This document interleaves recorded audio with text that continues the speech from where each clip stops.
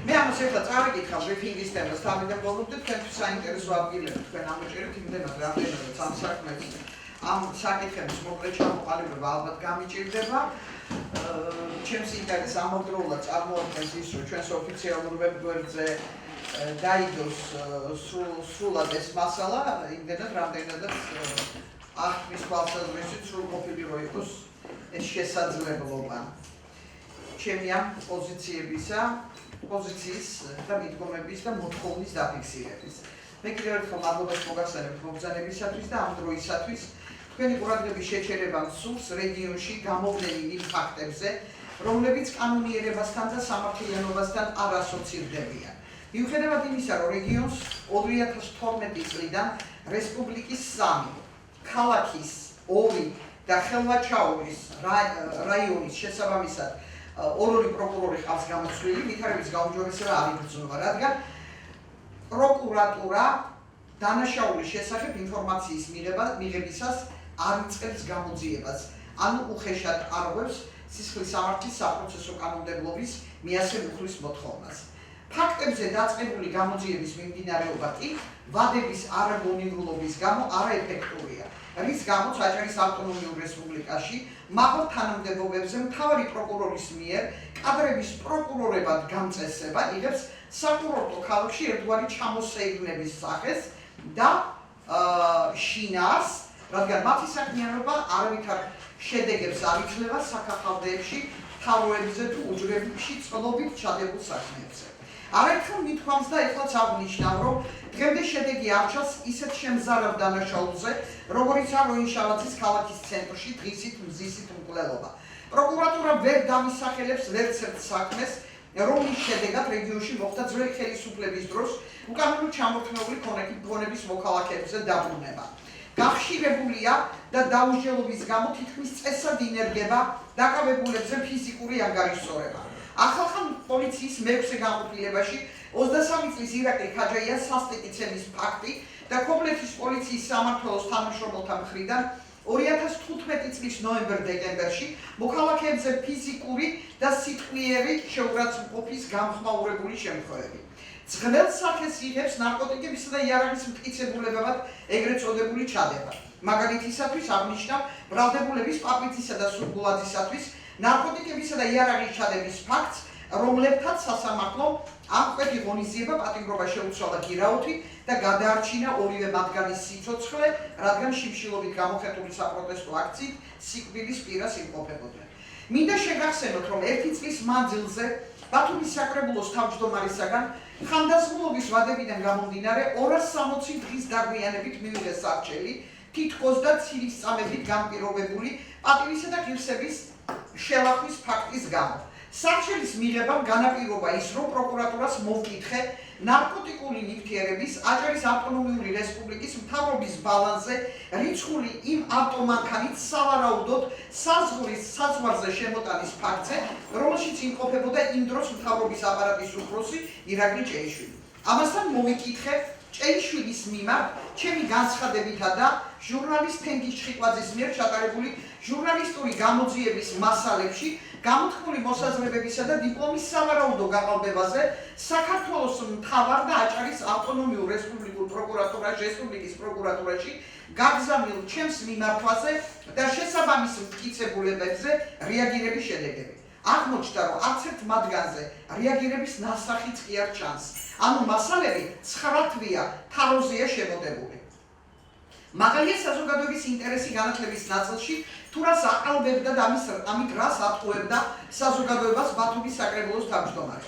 მაგრამ ფაქტი პროკურორის იმგვარი მფარველობის ქვეშაა, რომ ჩემი როგორც გამცხადებლის დეპუტატის სტატუსსაც კი არ დაგიდევენ. და ეს მაშინ, როცა პროკურორს, როგორც ზემოთ აღნიშნეთ, სისხლის სამართლის საპროცესო კანონმდებლობა გამოძიების დაწყებას ავალდებულებს, როგორც დანაშაულის შესახებ სიტყვიერი, ასე წერილობითი განცხადებისას და მათ შორის მედიის საშუალებით გავრცელებული ინფორმაციისას. ფაქტია, რომ მოქალაქეთა საჩივრების სიმრავლე განპირობებულია საკითხებისადმი ამგვარი მიდგომით. ანუ როცა პროკურორი პასუხისმგებლობით არ უდგება უმაღლესი საბჭოს წევრის განცხადებას, გასაგებია მისი პასუხისმგებლობის ხარისხი იმ საკითხებისადმი, რომელზეც მოქალაქეები მიმართავენ. უფრო მეტიც, აღნიშნავ, უფრო მეცაც აღნიშნავ, იგივე დამოკიდებულებაა მაჟორიტარი დეპუტატის საქართველოს პარლამენტის თავმჯდომარის მოადგილის მურმან დუმბაძისადმი. საზოგადოებისათვის ცნობილია ამ უკანასკნელის განცხადება იმის თაობაზე, რომ მას მერიაში განთავსებულ მაჟორიტარის ბიუროში სავარაუდოდ სპეცსამსახურების მიერ მიგზავნილი პირი თუ როგორ უწყობდა პროვოკაციას, როცა უკან თხოვდა თითქოს და სამსახურში მოწყობის სანაცვლოდ მისთვის მიცემულ 10,000 აშშ.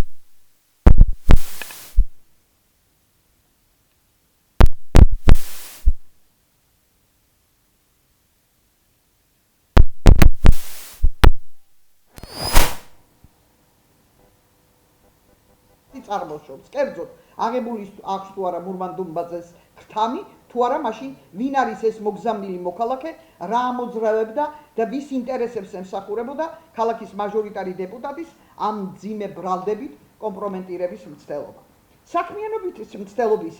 საქმიანობითა და მისი შედეგებით ეს პროკურატურა არაფრით განსხვავდება წინა პროკურატურისაგან, რაც შედეგია იმისა, რომ პროკურატურაში არავინ და არაფერია შეცვლილი. უფრო მეტიც, ბევრი იმათაგანი, ვისაც ძველი ხელისუფლების დროს პროფესიული სინდისის ზომაზე მეტად აქვს დამძიმებული, დაწინაურებულია კიდეც. შედარებისათვის მოგიყვანთ ერთ მაგალითს. დავიწყებული არ არის ნაციონალური ხელისუფლების მაღალ ჩინოსანთა ავტომანქანებისადმი ინტერესი. ამ შემთხვევაში სისხლის სამართლის საქმეზე ნომერი ესა და ეს მეოთხე წელია მოქალაქე ჯიქიასაგან საპროცესო ღონისძიებით პოლიციას ამოღებული აქვს BMW-ს მარკის ავტომანქანა, რომელიც 2012 წლიდან დგას საჯარიმო ავტოსადგომზე. სიყალბის ფაქტზე დაწყებულ გამოძიებას კი მეოთხე წელია ბოლო არ უჩას. ავტომანქანა კარგავს ღირებულებას, გამომძიებას კი არც მოქალაქის და არც დეპუტატის არც ერთ კითხვაზე პასუხი არ აქვს. მოგეხსენებათ ქვეყანაში იპოთეკით დაზარალებულ პირთა მდგომარეობა. ეს გახლავთ უსახკაროდ დარჩენილი ოჯახები, რომლებმაც დევნილთა ნაკადის სახე მიიღო.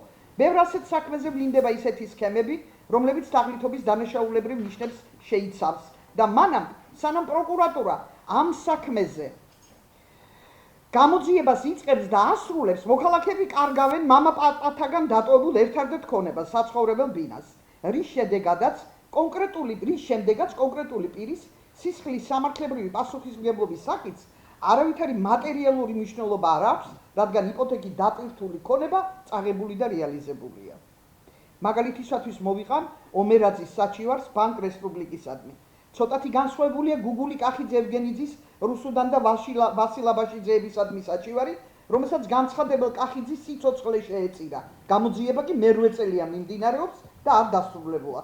სისხლის სამართლის საქმის ნომრებს მივანიშნებ, პარალელურად სამოქალაქო სამართალწარმოებაზე დავა წაგებულია კახიძეს, სისხლის სამართლის საქმეზე ბრალეულობა მერვე წელია ვერ იკვეთება, თუმცა საქმეზე გამოძიება მიმდინარეობს, ესენი კი თავისთავად ბინას კარგავენ.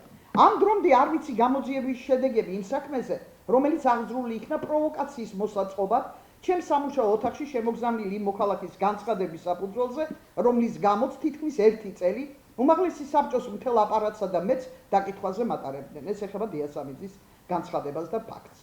გახსოვთ ალბათ, რომ ამ საქმის მთავარი მოწმე და სულისჯამდგმელი გახდათ კონკრეტულ საქმეზე ჩემი შენიშვნით განაწყენებული და ამდენად მოტივირებული ყოფილი თანაშემწე, რომელსაც გარკვეული ინფორმაციის საფუძველზე ვაფრთხილებდი, რომ მის მეუღლესა და მაზლს შეეწყვიტათ დაინტერესებულ პირებთან ჩემი სახელით ეგრეთ წოდებულ ტენდერებში გამარჯვების შეპირებები. თუ კი ასეთი წინამდვილე შეეფერებოდა.